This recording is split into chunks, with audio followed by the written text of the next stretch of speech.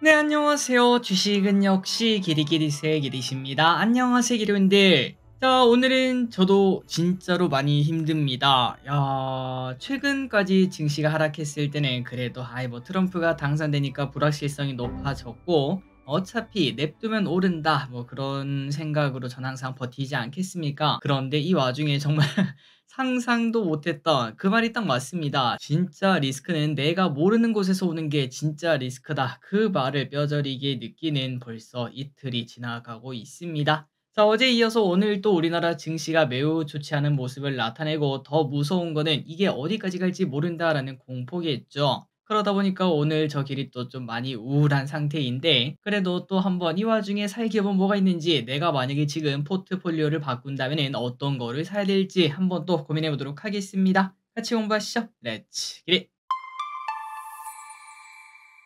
자, 첫 번째입니다. 미국 증시는 또 신고가를 냈다고 합니다. 네, 마음껏 조롱하셔도 될 것 같습니다. 국장 탈출은 지능순. 일단 지금까지는 인정할 수밖에 없을 것 같아요. 자, 지난번 미국 증시는 3대 지수 모두 상승하며 신고가를 기록했습니다. 상승을 이끈 것은 기술주였다고 하는데요. 그 와중에 세일즈포스와 마벨 테크놀로지가 호실적을 발표하고 그리고 한 기업은 반도체 설계고 한 기업은 소프트웨어죠. AI 소프트웨어와 하드웨어가 둘 다 뜨거운 모습을 나타냈습니다. 그래서 반도체와 기술주가 상승을 이끌었고 그 영향으로 오늘 우리나라에서도 반도체가 나쁘지 않은 모습이었죠. 그래서 반도체 관련 이야기 좀 더 보도록 하겠습니다. 마벨 테크놀로지가 호실적을 꺼내면서 반도체에 대한 분위기가 바뀌었고 엔비디아도 어제 3.4%나 급등하며 또다시 사상 최고치에 근접을 했습니다. 그러다 보니까 오늘 우리나라 장에서 AI 반도체 관련주가 상승하는 모습이 나타났는데 왼쪽에 테크윈 13%나 급등하는 걸 확인할 수 있죠.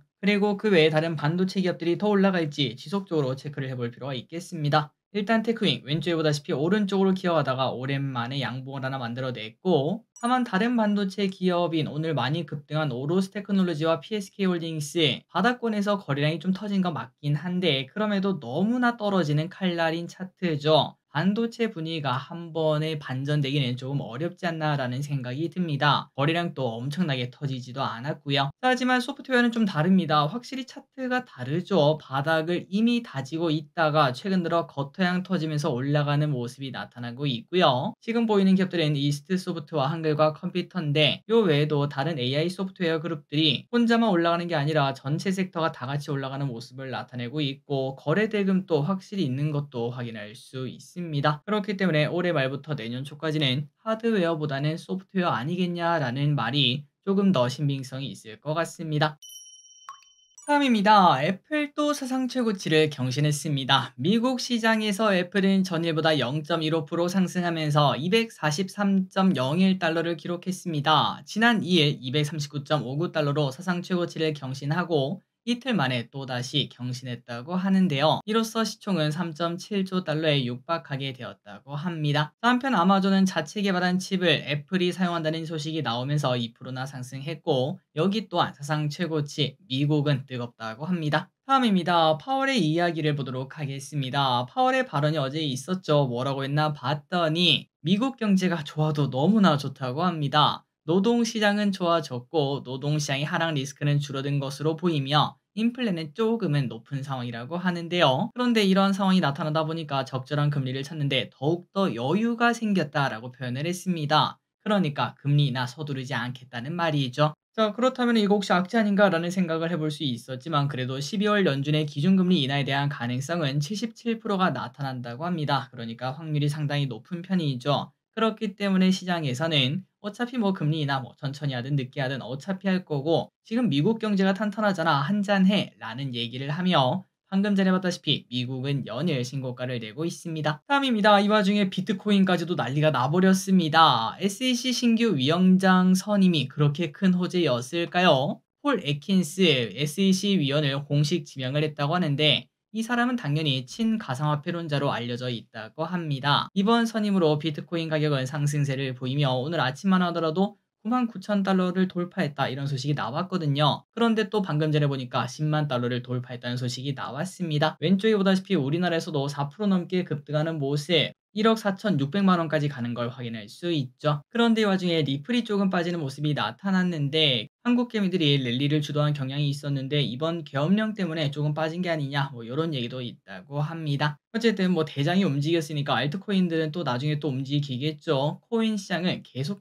불타겠다라는 얘기를 해볼 수 있겠네요. 다음입니다. 그렇다면은 당연히 비트코인 가격이 올라가다 보면은 거래가 많아지고 거래소는 떼돈을 벌 수밖에 없습니다. 그러다 보니까 두나무의 지분 가치는 계속 높아질 수밖에 없겠죠. 실제로 두나무의 시세, 장외 시세를 보면은 21년 코시국대 50만 원까지 갔다가 얼마 전에는 7만 3천 원까지 하락한 적이 있었는데요. 그런데 몇 개월 만에 다시 20만 원을 돌파했다고 합니다. 그런데 이 와중에 우리기술투자 두나무 지분 보유 관련주죠. 그런데 이 친구가 단독 소식으로 두나무 지분을 판다는 이야기가 어제 저녁에 떴습니다. 그러면 이제 어떻게 될까? 아, 이 회사 돈 많이 벌었으니까 주식 더 오르겠다. 이런 생각도 할 수 있었으나 하지만 이제 많은 사람들은 뭐야 너는 그렇다면 우리랑 더 이상 같이 갈 수 없어. 너는 더 이상 코인 관련주가 아니야. 이러한 논리와 함께 급락을 했다고 합니다. 자, 그러면은 그 반사수혜는 누가 받았나 봤더니 바로 하나투자증권입니다. 하나투자증권 또 두나무 지분을 들고 있는데 원래 이제 대장 자리를 우리기술투자가 갖고 있는 경우가 많았거든요. 그런데 이제는 그 대장 자리를 하나투자증권이 받으며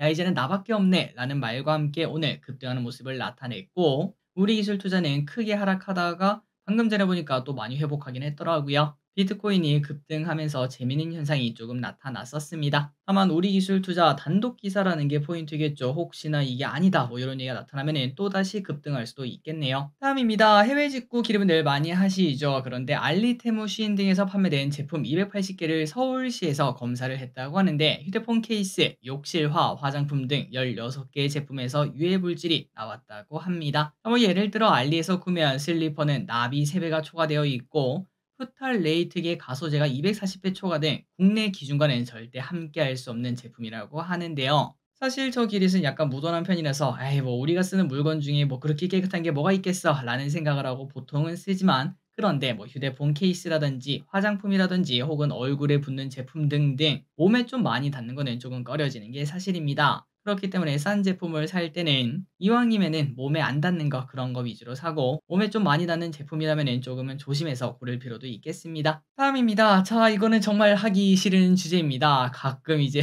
재밌는 이야기를 하나 드리자면은 똑같은 영상을 제가 올리잖아요. 이제 어떠한 정치적 이야기에 대해서 아, 요런 일이 있었습니다라고 말을 하면은 그런데 댓글이 달리는데 기가 막힙니다. 한 분은 너 그쪽이냐 이렇게 말씀하시면서 몰아세우고 그런데 또 한 분은 "너 저쪽이냐?"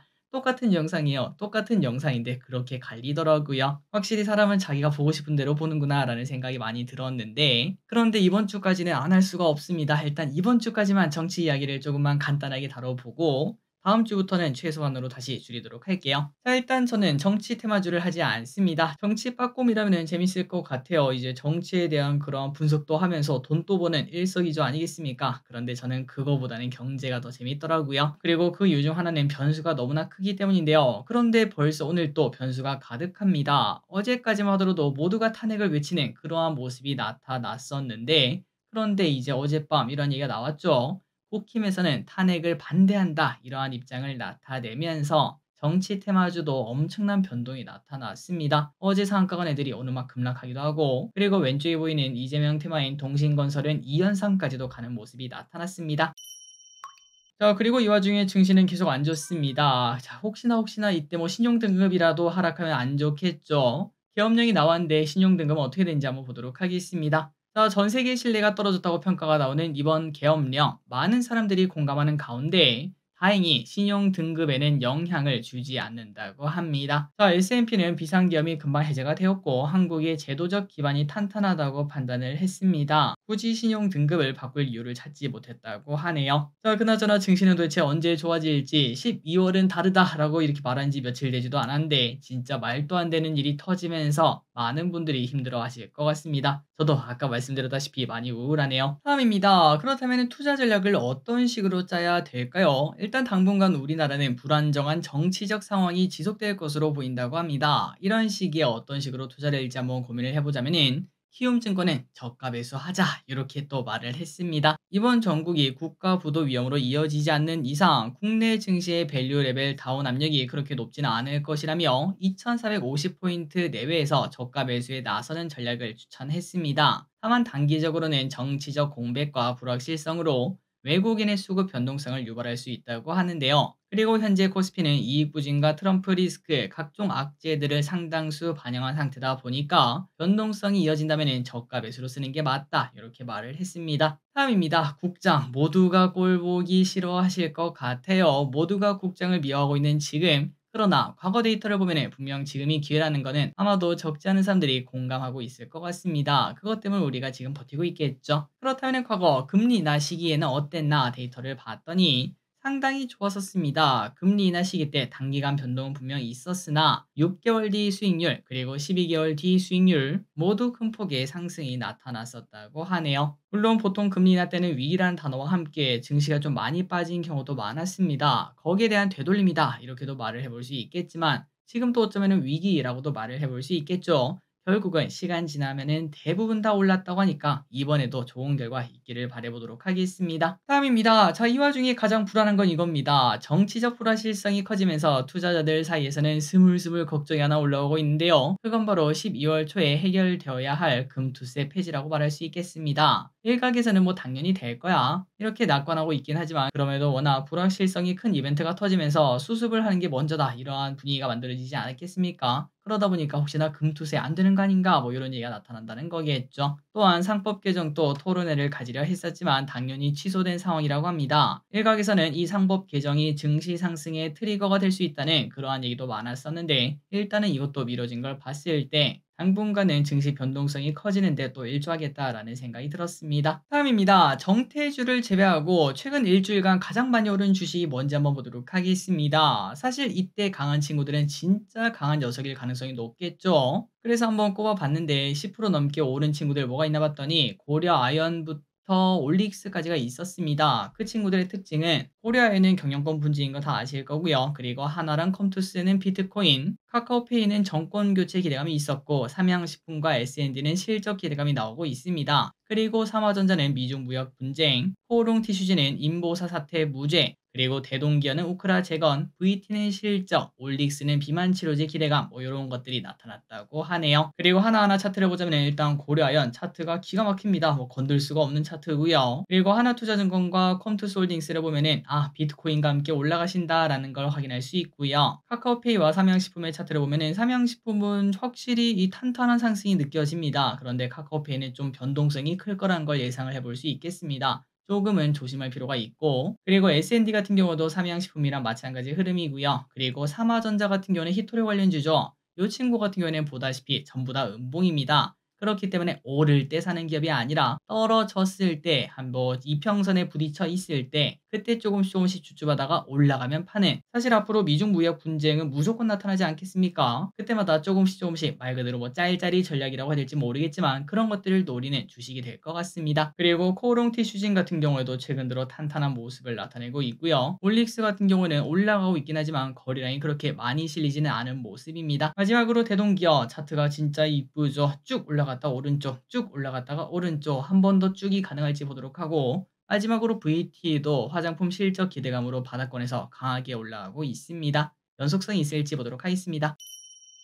다음입니다. LG생건에서 오랜만에 좋은 소식이 나타났네요. 다들 중국을 탈출할 때 타이밍을 못 맞춰서 상당히 폭망한 LG생건. 그런데 오랜만에 북미에서 좋은 소식이 들려왔습니다. 북미 아마존 블랙 프라이데이에서 LG생건이 역대 최대 매출 성장을 달성했다고 하는데요. 작년 대비 150%나 성장했다고 하네요. 브랜드로 보면은 더 페이스샵의 성장세가 컸다고 하고 그리고 빌리프도 좋았다고 하고요. 유시몰이라는 치약 브랜드도 좋았다고 합니다. 다만 아직까지 LG생건 덩치에 비하면 많이 부족하겠죠. 내년에는 올해 대비 500% 성장하는 그러한 LG생건이 되었으면 좋겠습니다. 그러면서 주가도 좀 올랐으면 좋겠고요. 다음입니다. 게임주가 최근 들어 많이 올라가다가 NC소프트가 또다시 12%나 급락하는 모습이 나타났습니다. 지난 9월 17만원대에서 고점 24만원까지 올라가다가 한 번에 반을 반납하는 모습인데요. 뭐 때문에 그런가 오늘 신작 공개를 했었죠. 저니 오브 모나크. 그리고 이 게임은 리니지 IP를 활용해 사람들의 기대를 끌어모았었는데 하지만 진짜로 게임이 재미가 없는 건지 아니면 그냥 뉴스에 팔아라 나온 건지는 모르겠으나 실망 매물이 쏟아지면서 12%나 급락하는 모습이 나타났습니다. 그리고 이런 현상이 나타나다 보니까 다른 게임주도 덩달아 빠지는 모습이 나타났는데